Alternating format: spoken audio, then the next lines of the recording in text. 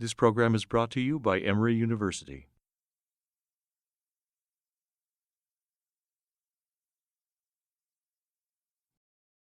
Dana started making and studying art during his time at Emory University, where he double majored in art history and visual art. He was actually the first joint major to graduate. He maintained his art practice in Atlanta in 2009, until 2009. Then he started his graduate degree at the University of Iowa, which he completed in 2012.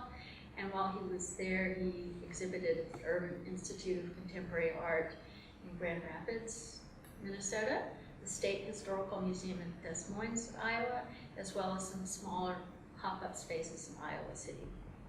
He was also featured as the artist at the Iowa Department of Cultural Affairs annual gala. This summer, Dana had the opportunity to be an artist in residence at the Hambidge Center at Raven Gap in North Georgia, and he's had a residency the previous summer at Acre and Steuben, Wisconsin. He has a solo show coming up this fall at the Mint Gallery in Atlanta. Welcome, Dana. Thank you. Some of you may have seen Dana's senior project from Emory, which is permanently installed outside my office window. It's a very ambitious project. It's a 9-foot-high self-portrait head out of fiberglass, which actually just started rolling down the hill after how many years? 11. 11, wow, gosh. I didn't expect it to last more than a week, so. Well, anyway, as I recall, your parents did not want it, and you had no place to put it, so I said, well, I'm starting a sculpture garden. So there are a couple of other pieces out there, too. I have a few questions for you, Dana. One I want to start with is, your work has transitioned from the early figurative work, and I remember you sending me some images from graduate school, that sort of partial figure that was against the wall, slumping belly down onto the floor, is the one that I kind of remember the most. And you've now moved on to this complex, interactive sensation, stimulation, and haptic sound. Could you speak to this transition? Yeah, sure. I guess I started making kind of figurative art here with the heads, and then I had several other kind of figurative works. And that was just kind of like the vocabulary I was kind of familiar with for a long time. And it was easy for me because I was just basically doing casts of my body, so I didn't have to go too far away to look for source material. And so when I went to grad school, I just kind of continued in that mode and trying to find different ways to recontextualize kind of the figure in a space. So I was doing these casts of my belly, kind of integrated into the architecture in kind of surprising and unexpected places that people would hopefully stumble on and kind of, I'm not entirely sure what the plan was, but just trying to get it out there. And I would just sit and kind of watch people interact with these kind of weird, kind of gross belly forms just kind of hanging out of a wall. And I noticed a lot of people going up and looking at them very closely and then kind of touching themselves, kind of touching their bellies, kind of becoming aware of themselves through this weird kind of surprise that I kind of hit in a wall. And I thought that was kind of the most interesting thing about those pieces, which I think I was kind of thinking about, decay and atrophy of the body. But the thing that kind of stuck with me was people kind of seeing themselves in this kind of weird surprise they had. So after that, I kind of started to kind of try to find ways where I could trigger kind of moments where people were kind of, forced to kind of be aware of themselves in situations. So I did some work with some light kind of early on, where it was very harsh, bright lights at different color temperature in a very confined space.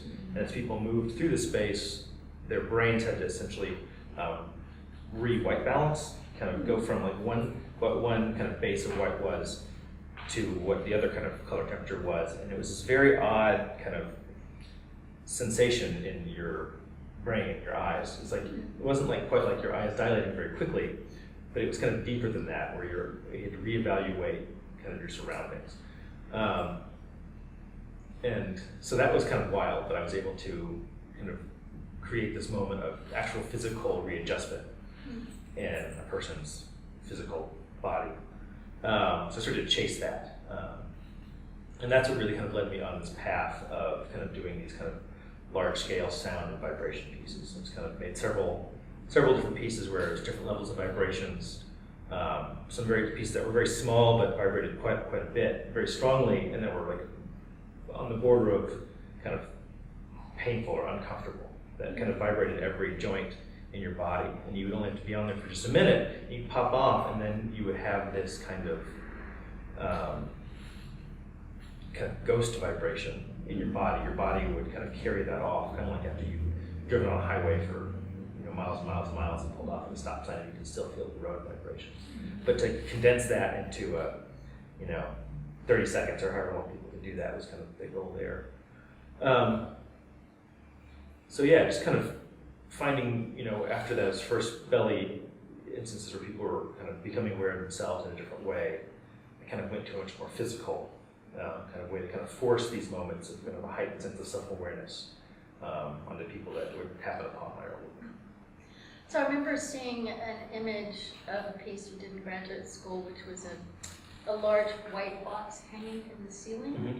Now, how did that work? Did you walk in and dip under and stand up inside of it, or what was the series of events there for the participant? Yeah, that was the piece with the very bright light. Oh, so okay. there was the box. It was a kind of a 3 foot by 6 foot box suspended from the ceiling, and inside were these very, very bright fluorescent lights. And you had to engage the space. It wasn't like a passive thing. You had to actually, duck down and get in, and then move around the space physically. So how did you get the audience to do that? People are curious. They want to know. They want to know what's in there. And one person looks, and then the next person goes and looks too, and then they realize they can stand up in it, and then everyone's in there. So kind of providing a space where that atmosphere is encouraged, which is hard in some kind of gallery museum situations where you don't touch the art, you just look at it. But I've been lucky to kind of exhibit at places that have that kind of atmosphere of experimentation and exploration. But getting people to engage physically with an object is something that is very important to me in my process of my art. So the other piece you were describing, did you step on it, or how did it work? Yeah, it was a red square. It was like 7 inches off the ground, just kind of in the middle of the room. And there was a cord coming out, and I had gotten my boot real dirty while the paint was still wet. I stepped on it to make it, kind of this hopefully a visual cue that this was like someone else's stuff in this, and so that you could maybe stand on it too. I had to invite more people to kind of stand on that. It was much less welcoming. It was just a big red button, essentially. And it was, when you stood on it, you just turned on a switch, and 4 palm sanders were upturned on the bottom of the box, and they turned all on the balls of your feet. So that was automatic when you stepped on it? Yeah, so I hadn't really learned anything about sensors or kind of mechanics, or a little mechanics, but it wasn't crazy technology yet. It was just a simple button, but it was very extreme. You could feel everything in your body in a way that you're probably not supposed to very often. But it was effective, if nothing else. So did people have an issue with being balanced on it? I mean, would you fall off? Or? No, it was like 2 feet square. Okay. So you could kind of you could inhabit the space for as long as you thought you could. And the longer you stood on it, the more your body kind of forced itself to adjust to the vibrations in order to make it a palatable thing. I think if you dealt with that initial sensation for the entire time, you couldn't handle it. It would be too much. Mm-hmm. So your body acclimates to that kind of level of sensation just so it can kind of continue and kind of begin to take in other information from around you. So you're not solely focused on that. But as it adapts to that new normal, then when you remove that stimulation, your body has to then readapt to essentially what was the old normal. Mm-hmm. But there's those kind of that inverse effect, those ghost vibrations. Your body is now noticing the absence of those. And I thought that was a really nice element, a powerful element, and that's what I've been kind of chasing through a lot of the recent work, is kind of finding ways to kind of make people adjust and then have them readjust so they're aware of their physical space in their environment. It's very different, but it makes me think of the early op art and the vibrations, the longer you looked at it, than the after image that would happen. I definitely looked at that a lot recently, or I guess since grad school, so I started working on that.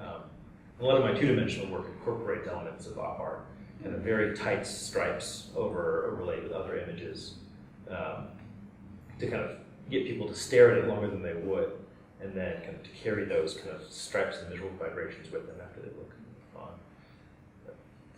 So when did the mirrors start appearing in the work? The mirrors kind of popped up shortly after that first red box. That was called Red Plinth 520 hertz or something. It was kind of the next stage after that, trying to find a way to kind of reinforce this element of evaluating yourself in the space. And I wanted to kind of step back a little bit from the intense, hard vibrations. And I worked on the mirrors for several years before they kind of ended up kind of to what they are now as something I use a lot. But kind of just taking these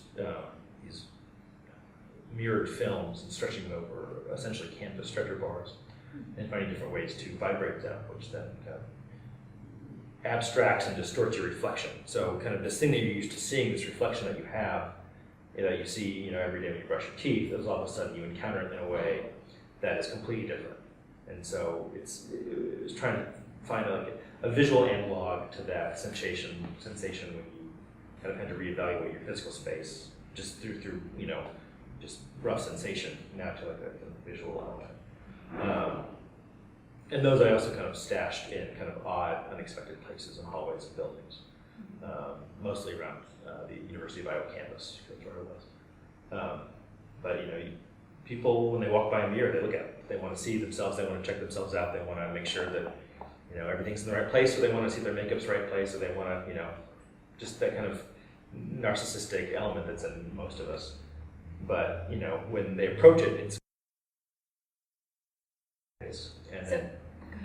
it activates and the vibrations start, so that the reflection, whenever you're in kind of the area that you'd be able to see yourself, the mirror would be active and you couldn't get a clear reflection.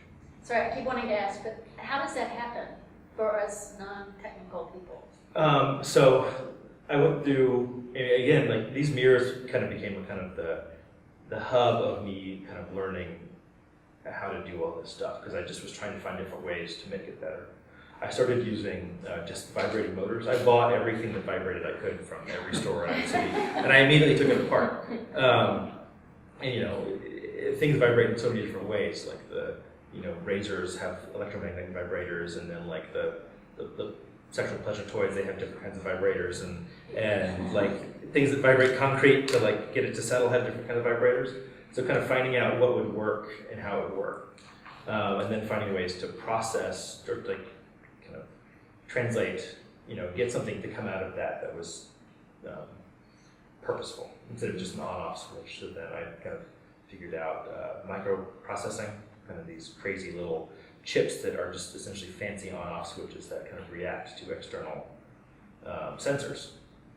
So finding ways to hide sensors all over a room that would, kind of capture where you were. And I was using photo sensors, so as you cast shadows in rooms, I had the lights all set up very specifically. The shadows that you cast would affect the rate at which these little, just essentially offset vibrating motors would run. But that was just a mess. And it was all very kind of cold and mechanical. And kind of the mirrors that I use now are an all audio system. I've kind of went through this process where I'd hold speakers up to the back of these film mirrors, these mylar mirrors, and they would vibrate the mylar. And then I started kind of finding ways to weight them, kind of put a little weight on these speakers, so then they would have a little bit more, vibration using these kind of low tones. And then one of my buddies came up behind me one day when I was making this, and he said, they make those already, right? You can buy them on Amazon. And it changed my life, It went from like spending hours and hours kind of making this thing that only kind of worked to, buying it. And I could focus on so many other things. And so what these are, they're called tactile transducers. And they're essentially just a weighted speaker cone that's a linear action, it's linearly actuated. using audio signal, just like a kind of bass speaker would. So then I was engineering these kind of audio tracks essentially that were sub-audible. You couldn't hear them really at all, but they would power this little, looks like a hockey puck, that would vibrate bass to it. So I could then literally tune the vibration and then layer different tones on vibrations, or different on the top of each other to obtain different effects with the vibrations. And that kind of just really allowed me to really play, almost like a painter would paint and kind of feel out kind of the feeling of a canvas. I could then do that with sound affecting the kind of the visual elements of these vibrating mirrors. Okay, I don't quite understand. So if I was the viewer in one of these, would I hear the sound? No, you wouldn't hear the sound at all. You'd hear just a slight kind of vibration noise. As low, I wanted it to be as low as possible. So it was all mechanical, but it was taking an audio signal and converting it into a physical output. Okay. I think that makes some sense. I'm curious about the installation you did at the Hambridge Center last fall in the well house. Is that what it was? Spring house. Water, the Yep. spring house. How did that work? So this Hambridge Center invited me to do an installation in what's an old spring house, which is a kind of a stone house that's sunk into the ground and has a spring, a natural spring running through it, and it acts as like a refrigerator. It keeps the temperature down. It's underground in the stone, and the cool water keeps the temperature low. And it's a very active, audio-wise, it's a very active space. You hear the water running through it, and it echoes. And so I've been kind of looking at different ways to activate spaces using different types of sound. Up until then, I was using all these engineered, very kind of computer-driven tonal audio tracks. And I wanted to incorporate this already amazing sound into the work.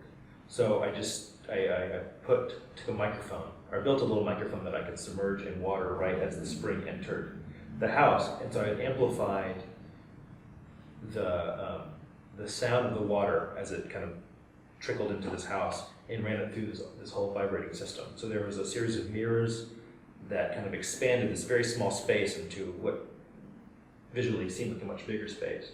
And then I attached these transducers on the ground so that what you were hearing just in the space with the water trickling was being reinforced by the vibrations of these mirrors that were vibrating to the same frequency as the water was rippling, and then also you could feel it through your feet. So kind of taking natural sounds and kind of,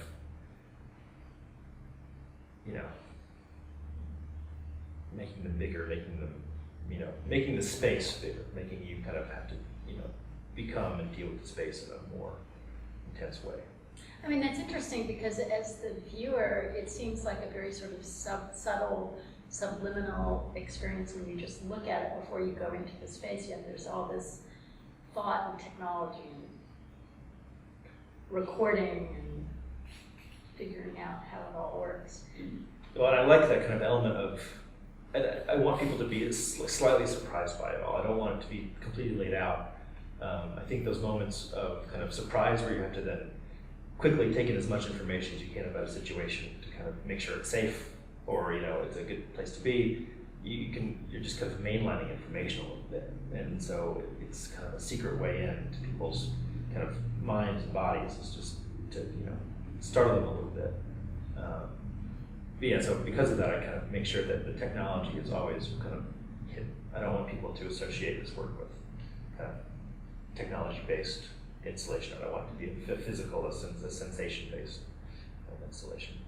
So at this point, after the Hambridge Center, is when you came to Emory to be the Schwartz resident artist, and you used the Visual Arts Gallery as your site, as your studio.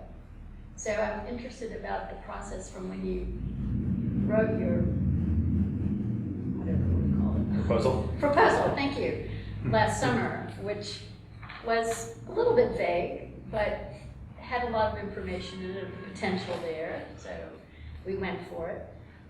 So you're in this gallery, you walk in and it's this big white space and you have a couple little electronic things in it, and I'm sort of describing my experience of it. And slowly things started growing. I mean, electronics, and mirrors were going up on the wall, and surprises were happening when you went in and sat on the chairs. And so then I know you started having conversations, which Randy facilitated with different people across campus, dancers and musicians. And can you talk about your process? Yeah. So, stepping into that giant white gallery, which is, beautiful. It's a beautiful space. It's intimidating. You didn't know what to do. It's just too much all at once. But the one thing that it had was it's an incredibly live audio or live space as far as sound goes. It's just so many hard surfaces and just reflects, and it's hard to have a conversation. And so I started just playing with kind of my old tricks, like making tonal sounds kind of bounce around the room and just kind of playing with that. And so, through these conversations and just playing around, I think I proposed some kind of sound mapping project, but just kind of having that space was kind of too irresistible not to use. So I'm very, most of my work is very site specific. A lot of my previous sound installations that had kind of vibrating elements, a lot of the audio was recorded in the space that it was going to inhabit for a while. I would go in there and kind of create these feedback loops and record them, and then kind of pump those through the elements that vibrated. And so,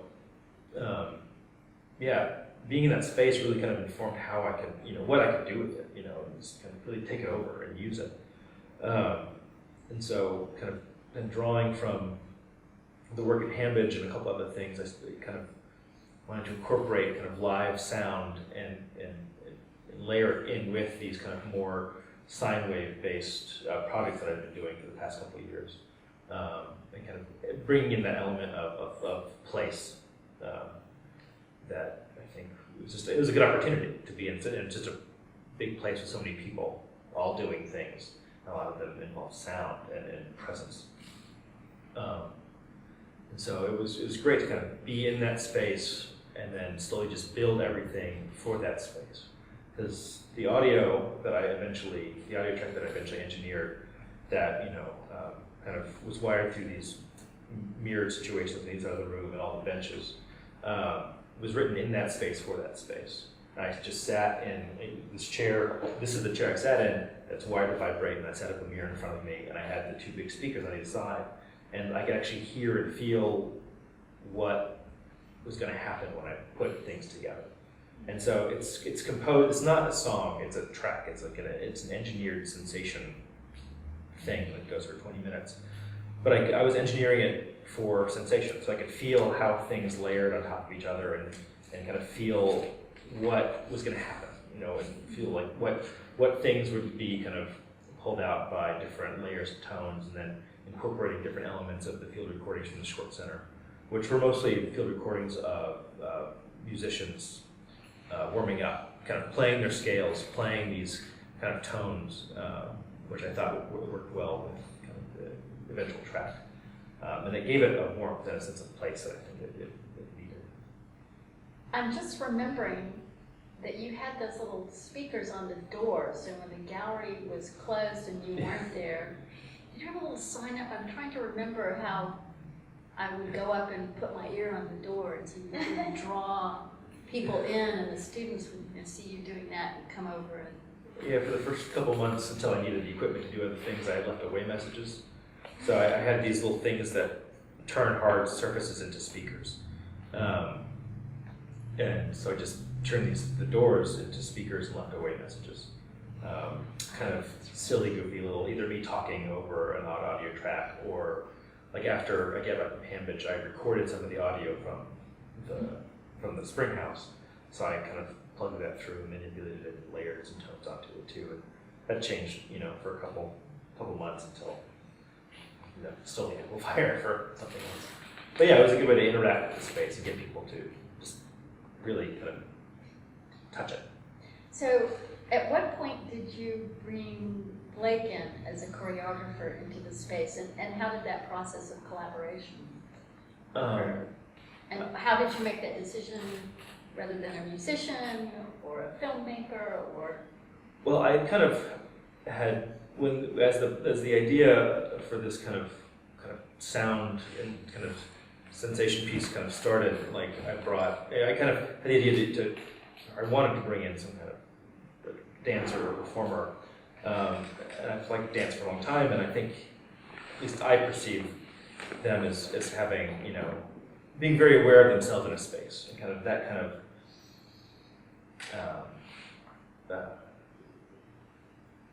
just losing words all of a sudden. Sensibility, that kind of sensibility of physical presence in a space. And that's what I really wanted this kind of piece to kind of anchor around, is being present in a space.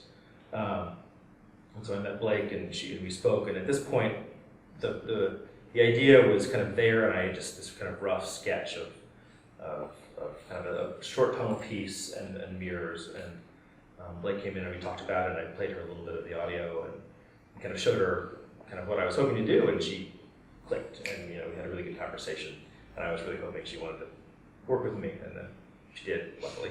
Thank you. And it was great. So it was still very rough when she came in, and once we established a rehearsal schedule, and we had lots of a handful of meetings. And then when she came in, the space was still very rough. We kind of had a rough kind of idea of what it was going to be and what it was going to look like, but we had or at least I had a pretty strong idea of kind of where it was going. And I think at the first rehearsal, only half of the audio was done. So she kind of came in and worked with the other two performers with the part of the audio that was done, and kind of started to kind of compose this kind of movement response. And I was there kind of working on other stuff, but watching and being very conscious of what they were doing and how they were responding to the work. And then kind of, it was great to having composed the space in the space, compose the audio in the space, and then watching people react to it in the same space. And so the second half of the audio was very influenced kind of based on just watching them kind of work and feel, and kind of, it just, it was building on itself at each step. And so by the end, kind of there's this very intertwined kind of collaborative experience, which was really great, and I thought really kind of pushed it farther than would have gone otherwise. I was very lucky that you agreed. I think it made it so much more than it would have been. So this collaboration culminated in 2 evenings of performances, and it was so popular, I recall, that you had to schedule 2 more performances each night. But I'm going to skip back just one question. Because at one point you had made these little elastic things with sensors on them, and I thought that was going to be on the dancers. Yeah, kind of at the beginning, this whole plan was to create an audio track, and then have kind of the physical thing that people would sit on to feel the vibrations, and have the mirrors, and then have the dancers. And they would all be wired with microphones that would be wirelessly hooked into the system. So as they moved, each of their movements, every footfall, every time they kind of dragged across the floor, it would be layered on top of everything else. So you would feel that very physically. You'd feel like just the kind of the sensation of them on the floor. You would be able to feel and then also see in the mirrors. And it's cool. I think there's something to that, but in the end, it became too much. The installation, although it kind of looks very spare, it's a lot of stuff happening. There's a very loud kind of audible audio track happening. Kind of the sound envelops the space, and then there's this kind of haptic element where you're feeling the frequency of the vibration of the audio track, and then you're seeing it, and then there are performers in front of you moving, and then to have this other thing just really muddied it up. And so about a week and a half before the performance, we edited it out. It just didn't seem necessary. It's just too much. So, Well, speaking of editing it out, I think this conversation could continue to go on, because I find myself, I had my script, but I have new questions as I find out more. And I must say, as a member of the audience, to sit there and have suddenly the vibration come and go on my back, and watching the dancers, and then thinking about the dancers in the mirror. And I remember talking to the dancers afterward and asking, well, how did it feel to be in this space with dancing in front of the mirrors? And was that disorienting? And how did you deal with that. But anyway, we can go on and on. Thank you. Other questions? Comments? Additions? I know Blake is in the audience. Were the platforms part of the original design, or did that come when you started talking to Blake about dance? Can you repeat the question then, since you're... So the question was, there's two kind of dance floors on either side of the room. And the question was, were they part of the original design or were they added? Since the space was kind of being built and conceived during this whole process, those kind of dance floors were, you know, I talked to Blake, and it just seemed like the best way to have a kind of a defined area where the dance could happen, and also just like logistically, it was kind of the thing that, you know, was best for everybody. So we tried to kind of integrate them. The space is very geometric, using angles. I think moving forward, if I could have, you know, built them myself, I would have, you know, kind of mimicked some of the angles more with them. But yeah, they were kind of just as the thing happened, they were there. So we kind of designed and built it around kind of the dance infrastructure that was necessary. Dana, can you talk a little bit about the mechanics of the chair? It looks like a very simple electric chair. Yeah. Yes, but hopefully a lot more fun. Yeah, so this was this old kind of school chair, and on the back is this is the shaker, the transducer that actually emits the vibration, and it runs on audio signal, which comes from just a bass amplifier, and kind of glued under there is just a tiny little sound mixer, which plugs into my computer. So it's simple. It's just you know, it's just like a speaker in your house, but instead of sound, it emits sensation.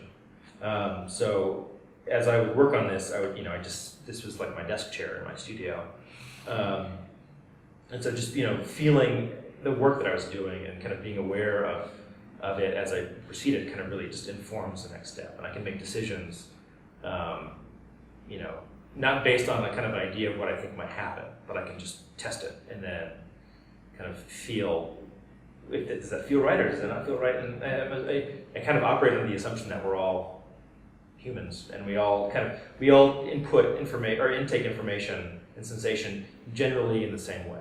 And so if it feels interesting to me, then it will probably feel interesting to everybody else. If it's too much for me, which, you know, some of these moments in the performance were intense and they were loud, and it's like, okay, this is about the upper limit of people will probably be willing to take, you know, like it's uncomfortable to a point on purpose, and then if I go anywhere beyond that, it's too much, or it's, you know, it's nice to just be able to really feel what is happening as I'm working, because so much of the work is based around kind of feeling yourself present in a space, and this was my dumb, ugly, wonderful model.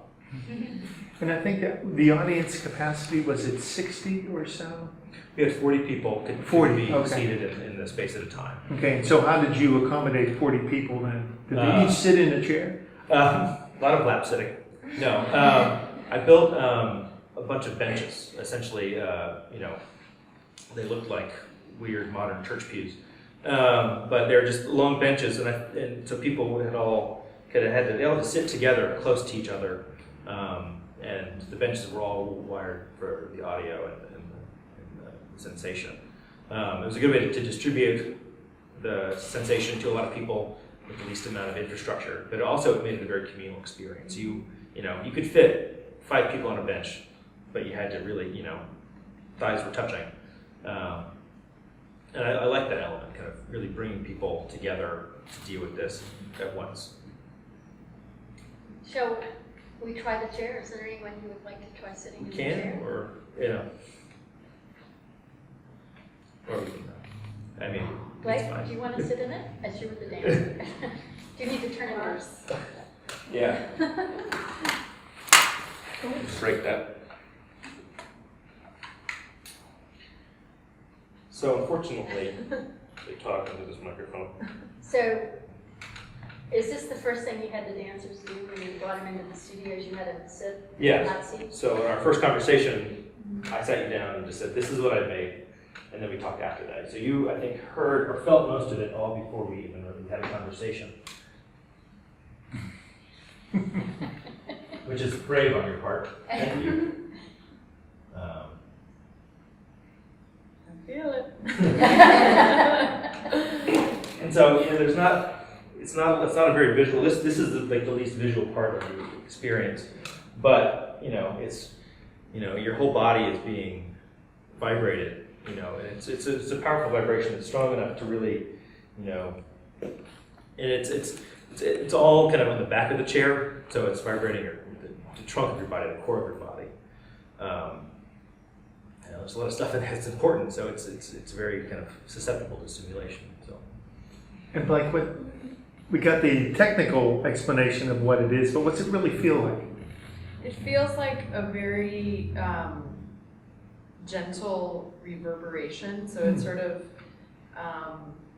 even though it originates in a very specific place, I feel it traveling through my body. Like I feel it move all the way down to my feet. I feel it kind of in the back of my throat and my teeth, and it really consumes you in a way.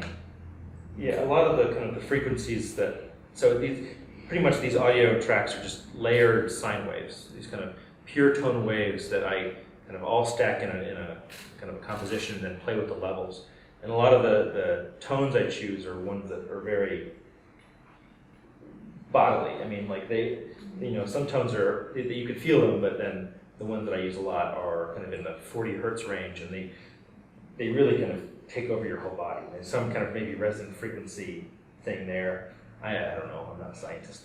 But they're definitely the more effective ones that I like to use a lot. I think what intensified the performance for me was that there was the chair or your seat that was moving, so that was a vibration, but the mirrors were also moving. And then, so you saw yourself moving, and then the dancers were moving, and then you saw the dancers moving. So really, everything was moving.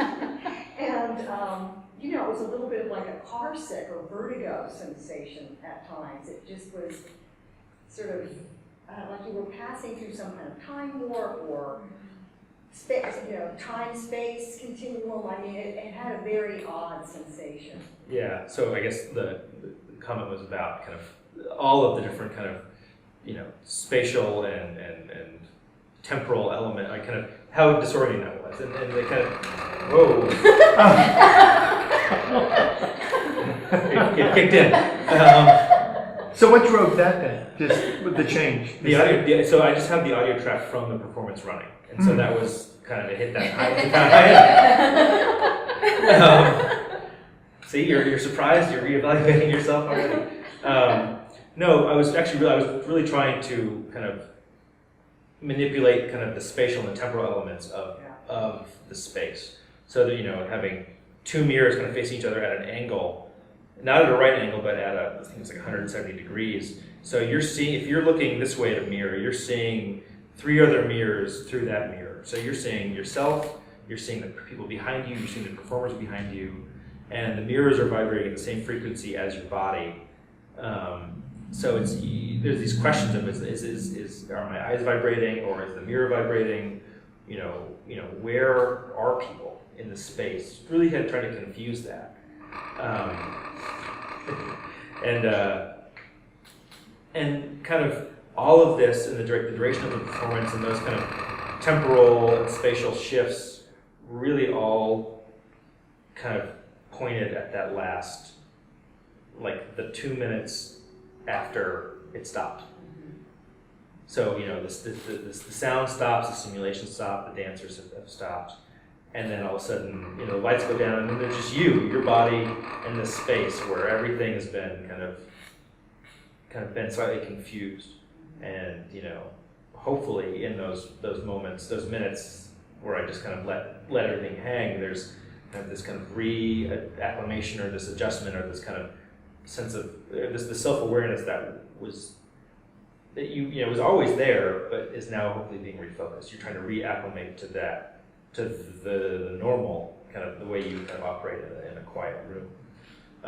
So yeah, all of that was hopefully for that little chunk at the end, kind of this whole craft experience that then leaves you back with yourself at the end. Very different than walking around with your cell phone that we see everybody doing. Oh yeah. Completely disconnected from their body. Oh yeah, they're out. There's this little window in their hand going everywhere but here.